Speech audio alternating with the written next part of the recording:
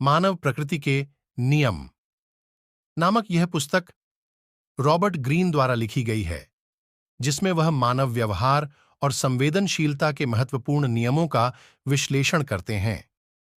यह किताब हमें समझाती है कि लोगों के विचार, भावनाएं और व्यवहार के पीछे के गहरे रहस्य क्या होते हैं।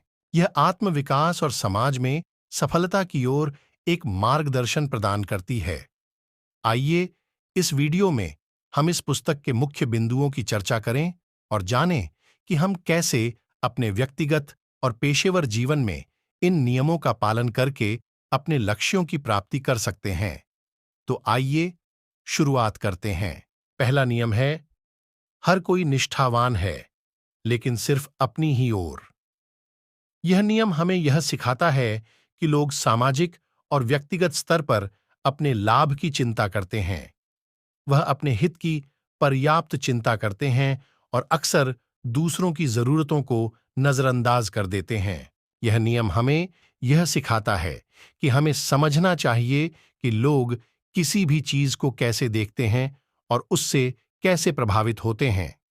हमें अपने विचारों, भावनाओं और व्यवहार की सच्चाई को समझना चाहिए ताकि हम दूसरों की भावनाओं को समझ सकें और साथ ही सामाजिक संबंधों में संज्ञानशील रहें।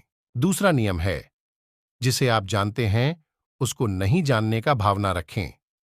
यह नियम हमें यह सिखाता है कि हमें अगर कोई व्यक्ति अपने विचारों, राज्य या कोई जानकारी को छुपाता है, तो हमें उसकी असली इच्छा शक्ति और उद्देश्यों को समझने की कोशिश करनी चाहिए। इससे हम दूसरे व्यक्ति के विचारों को समझ सकते हैं और उसकी भावनाओं को समझकर संबंधों को सही तरीके से संज्ञान में ले सकते हैं। तीसरा नियम है, सामर्थ्य का परीक्षण करें।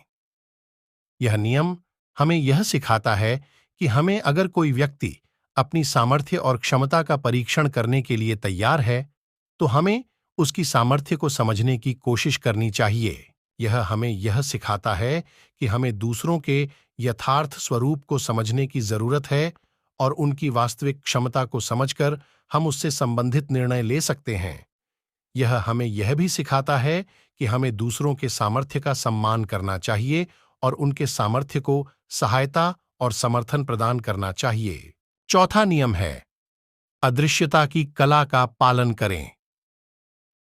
यह नियम हमें यह सिखाता है कि हमें अगर किसी व्यक्ति की अस्पष्टता, रहस्यमयता या चुनौतीपूर्ण परिस्थितियों का सामना करना हो, तो हमें उस व्यक्ति की दृष्टि को समझने का प्रयास करना चाहिए।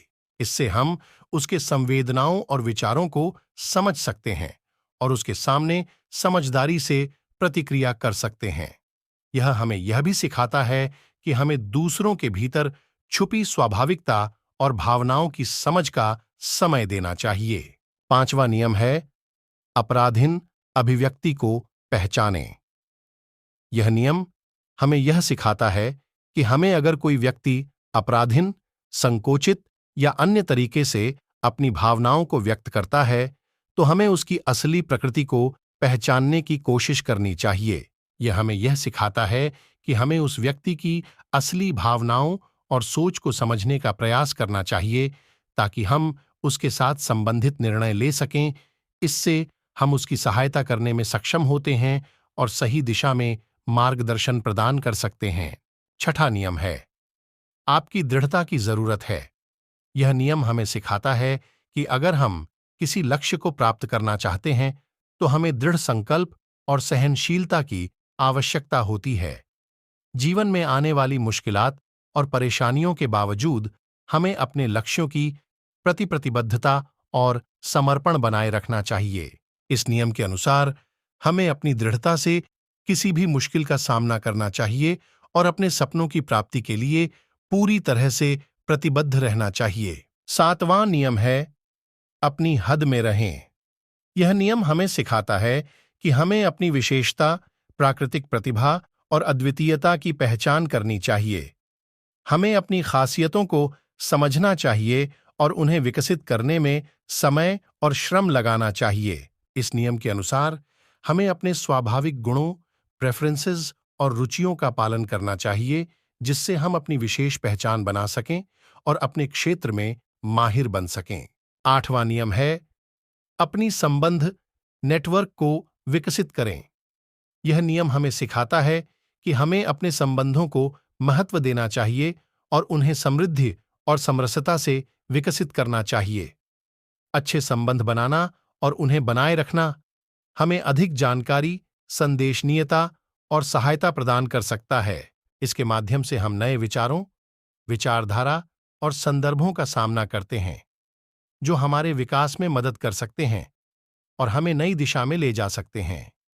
इसलिए हमें अपने संबंधों को सजीव रखने का प्रयास करना चाहिए और उन्हें विकसित करने के लिए समय और मेहनत देनी चाहिए। अगर आपको यह वीडियो पसंद आया हो तो लाइक करें, साझा करें और हमारे चैनल को सब्सक्राइब करना न भूलें। धन्यवाद। अगली बार तक स्वस्थ रहें और सफलता की ओर बढ़ते रहें।